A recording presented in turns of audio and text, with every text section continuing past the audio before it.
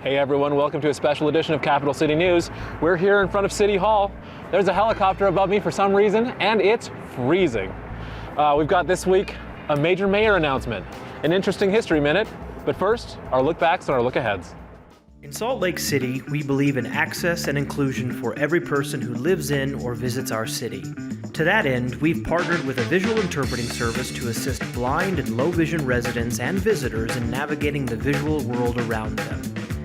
With a download of the IRA app, available on Android or iOS, a live trained visual interpreter will be your visual assistant for whatever you need for as long as you need for free in city-sponsored service areas.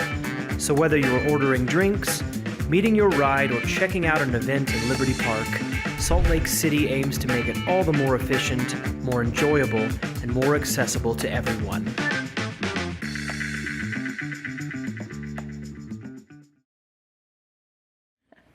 Doug, thanks for having me here today. You bet. Tell me about Boeing's history here in Salt Lake City. We have a rich history here in Salt Lake. 36 years we've been here. And it's been a great journey. We started out small and we've grown over the years, both in buildings and in people. And we've had a great partnership with the city here, and we want to continue to have that partnership as we grow in the future. So we appreciate all the help that the city's given us in our growth. We want to be a partner to you, and we're so glad you've stayed here. How big is Boeing today in Salt Lake City? In Salt, we have 635 employees. Awesome. Here. We have 3 facilities. We call it one site, but 3 facilities up and down the Wasatch Front.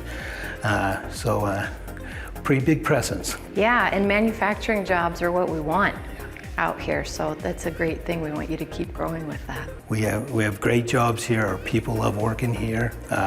So we're an important part of the Boeing company in commercial aviation. What does the future look like for Boeing here in Salt Lake? I think it's a bright future. We've been designated as a growth facility, and so... By Boeing Corporate. Yes, by Boeing Corporate. We want to expand. Utah's a great place to do business, and we've got these great relationships built, and so I'm looking forward to the future. We have a great, bright future. Good. We'll help you keep growing. We'd like that. And I think the workforce appreciates that too. Any message for Salt Lakers who might be looking for a job or interested in learning more about employment with Boeing? Yeah, we do have openings, and so go to the website, and we have openings for all kinds of skills, not just manufacturing skills, engineering skills. Boeing's a broad, big company that has a lot of different employment opportunities. So, are there entry-level positions here at Boeing as well? Yes, in manufacturing, entry-level positions. Great. So there is a lot of those openings. Okay, well, I'm excited to see the facility. We're excited to have you here. I think you'll be impressed at what we do here. Thanks. On behalf of the Future Host Commission, I would like to tell you a little bit more about the decision today. The Executive Board today followed the recommendation of the Future Host Commission to invite the French Alps and Salt Lake City, Utah, into respective targeted dialogues to host the Olympic and Paralympic Winter Games 2030 and 2034. Okay guys, Capital City News here, right here in front of City Hall. We've got some exciting news, and we'll be able to get some comments from the mayor. Follow me. We're ready. We've been living in, loving, and taking care of our Olympic venues and our legacy for 20 years. It's part of who we are. It's really in the DNA of us as Salt Lakers and as Utahns. And because of all of that, we have 82% support in the state of Utah to host the World again. It's unmatched across the world. And our venues, we're excited. We're ready to host. We're going to be down there today with kids who are coming after school to practice and learn these sports. What it means for kids in the state of Utah, that they who are learning these sports now or maybe practicing on teams could participate and represent our community in their community in 2034. It's just a phenomenal thing for us to build over the next decade. We know we're ready. We know that the work the team has been putting together and the contracts and securing the venues and the hotel rooms was remarkably advanced compared to other parts of the world who are interested in hosting a games. The strength across all levels of government, from President Biden down to lowly mayors like myself, the zero capital necessary to build and host the games is phenomenal. I don't think they can say that about anywhere else in the world. And our overwhelming community support that is really unmatched in the world. Our opportunity is phenomenal. Because we don't have to invest in building infrastructure to do this, we get to invest in community.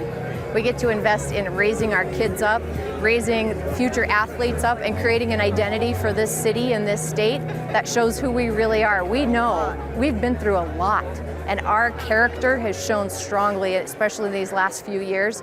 We get to show the world now. So what happens next? We keep going. We're ready.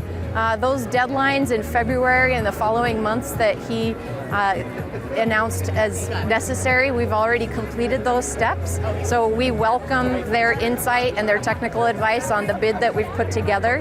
We'll make whatever tune-ups we need to, but we really have the master plan already locked in, and that's a very good thing. Do you remember Calvin Rampton?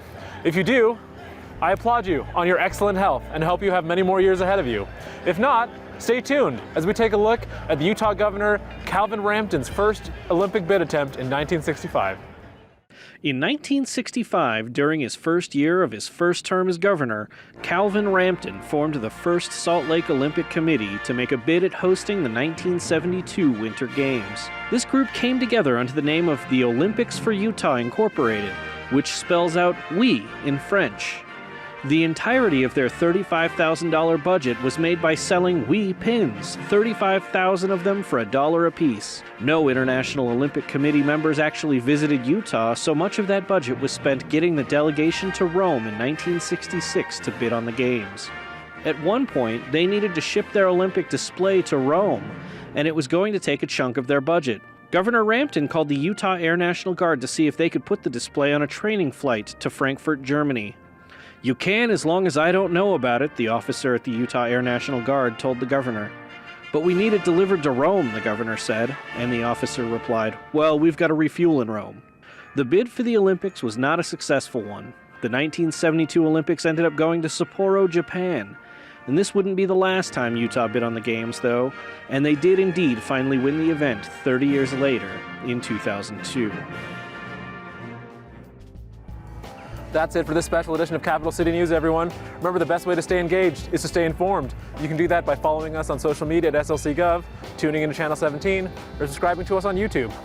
And we're here in front of City Hall. We've heard some exciting things today. We've frozen our butts off, but it's all been worth it. City Hall, Olympics are back, baby.